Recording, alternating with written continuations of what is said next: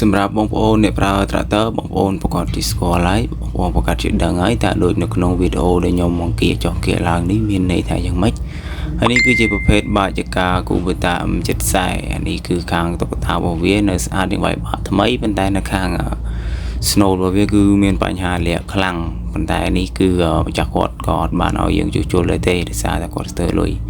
ហើយវាពិតជាមានការលងខ្លាំងមែនទែនប៉ុន្តែគាត់អត់ឲ្យយើងជួសជុលអញ្ចឹងណាយើងព្យាយាមបញ្យល់គាត់ថាលងអញ្ចឹងបំប្រើមិនកើតទេវានឹង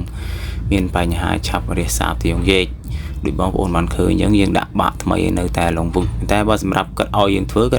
ខាងមុខនេះវិញខាងមុខនេះក៏មានសភាពស៊ីខ្លាំងដែរប៉ុន្តែយើងធ្វើបានស្អាតដូចស៊ីនមកវិញហើយដូចបងប្អូនបានឃើញនៅក្នុងវីដេអូគឺមូលខ្លំហើយសម្រាប់ខាងក្រោយនោះគឺស៊ីខ្លាំងដូចគ្នាប៉ុន្តែគាត់អត់មានថាវិការអញ្ចឹងហើយក៏ឲ្យយើងជួយសម្រួលធ្វើតាមមុខនោះទៅព្រោះអាមុខនោះវាបែកតុក្កតាផងអញ្ចឹងគឺយើងដូរតុក្កតាថ្មីយើងដាក់បាក់ថ្មីហើយនឹងហ្វឺតថ្មីចូលហើយគឺយើងដាក់កាសវាទៅតាមធម្មតាវិញហើយសម្រាប់បាច់ការនេះគឺយើងធ្វើអេមហើយគឺដូចយើងដាក់ឡូឲ្យមើលបន្តិចគឺ smooth ល្អអត់គៀអត់សើហើយក៏អត់តឹងជ្រុលគឺអាចគេដៃយើងបានទៅវិញទៅមកហើយណែល្អបើល្អហ្នឹងហើយសម្រាប់បងប្អូនមានចំណាប់អារម្មណ៍អីអាចតាក់ទងយកមកធ្វើបានអានេះយើងធ្វើប្រហែលមុខដែរដូចជាធ្វើបាក់នឹងមួយហើយនឹងតទៅយងជេហើយនឹងកែខាងកលេអូប៉ុងអីចឹងណាប៉ុន្តែសោកស្ដាយដែលគាត់អត់បានធ្វើខាងក្រោយដោយសារតែខាងក្រោយស៊ីខ្លាំងខាងក្រោយហ្នឹងស៊ីអលងខ្លាំងដូចខ្ញុំគេឲ្យមើលចឹងប៉ុន្តែគាត់អត់ធ្វើអានេះតុក្កតាចាស់វាបែកពីមុនទៅគាត់ផ្សារខ្លួនឯងចឹងណាគាត់អត់យកមកធ្វើចឹងគាត់ផ្សារសិនទៅពេលចឹងទៅក៏វាស៊ីអាស្នូកក្នុងខ្លាំងចឹងទៅគាត់ឲ្យដូរគាត់សុខចិត្តសម្រាប់ចិត្តដូរអាតុក្កតាហ្នឹងដើម្បីគាត់ធ្វើតាមមុខហ្នឹងសិនហើយចាក្រោយហ្នឹងគាត់អត់ទាន់មានថវិកាធ្វើអញ្ចឹងក៏យើងធ្វើទៅតាមចិត្តភ្ញៀវរបស់យើងទៅប៉ុណ្ណឹងណាប៉ុន្តែបើសម្រាប់ខ្ញុំចង់ឲ្យគាត់ធ្វើអស់ហើយទៅព្រោះយើងខុសលុយគ្នាម៉ាក់ម៉ោមួយយើងធ្វើឲ្យទៅកុំបាច់បាក់ពីបេដងអញ្ចឹងណាប៉ុន្តែអត់អីទេប៉ុណ្ណឹងក៏គាត់ធ្វើប៉ុណ្ណឹងក៏បានហើយសម្រាប់បងប្អូនមានតម្រូវការចង់បានយកជែកជួសជួយខ្ញុំមានទាំងអស់មានប70 60សថ្មិញរិចខ្លះរៀងស្អាតអានេះ70ស្អាតថ្មិញស្អាតភ្លឹងហើយសួរចង់តែបន្តិចបើនេះបោះចន្ទឌីកៅអានេះបោះ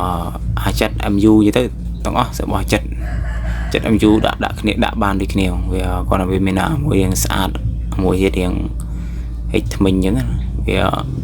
យើងទុកសម្រាប់តែជនណាគាត់ស្ទើរលុយយើងទៅគាត់សុំយកទិញទៅដាក់ទៅលក់ឲ្យគាត់ទិញទួយទៅយកទៅដាក់ទៅអានេះយើងកាត់ចុះពីភ្ញៀវយើងមកអញ្ចឹងហើយសម្រាប់កលេអានេះកលេពងមុខយើងកែជាកលេឲ្យគាត់ដោយសារថាគាត់ឲ្យយើងកែកលេអញ្ចឹងទៅបានគាត់សម្រាប់ចិត្តអត់ធ្វើបាចកាហ្នឹង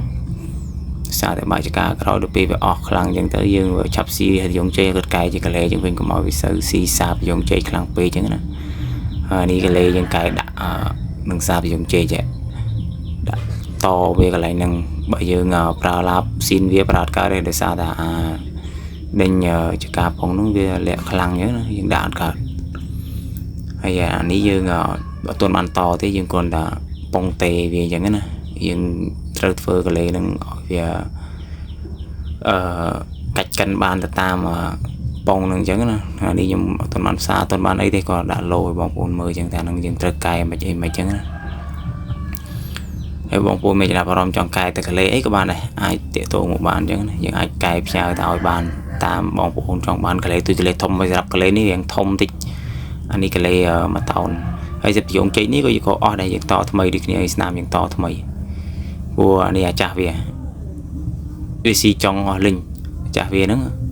សារអស់បាចកាខ្លាំងអានេះយើងកែយើងតថ្មីហើយយើងតឲ្យគាត់ហើយរួចរាល់ហើយប៉ុន្តែវាទៅនៅបងនេះទៅនៅខ្វះតាចកាខាងក្រោយនឹងមួយទេដោយសារតែគាត់ធ្វើនេះអាចាស់ស៊ីអស់លិញហ្មងអស់លោង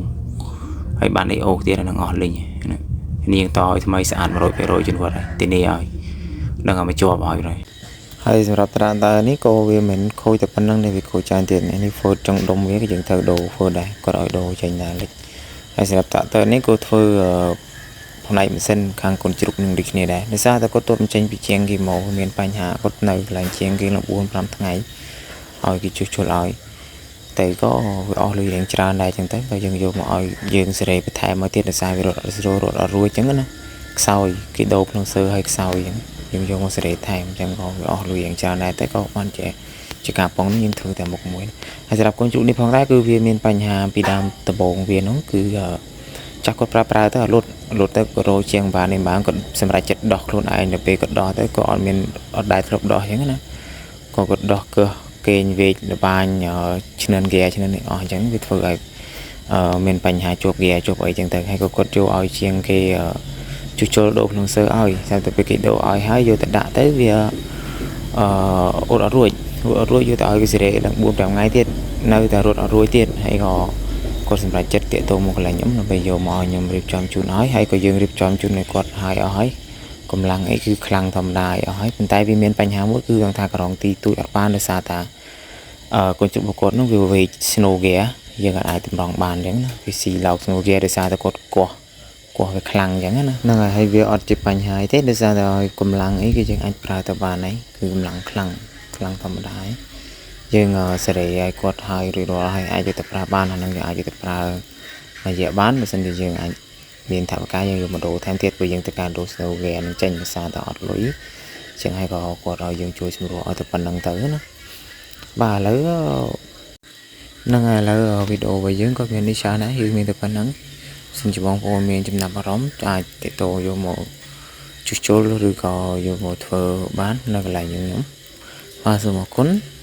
ជាចុងក្រោយបើសិនជាមានកំហុសខុសឆ្គងក៏សូមអភ័យទោសឬកំហុសខុសឆ្គងការនិយាយស្ដីបើពេញចិត្តនៅវីដេអូកុំភ្លេច like ហើយនិង subscribe channel YouTube ខ្ញុំម្នាក់មួយផង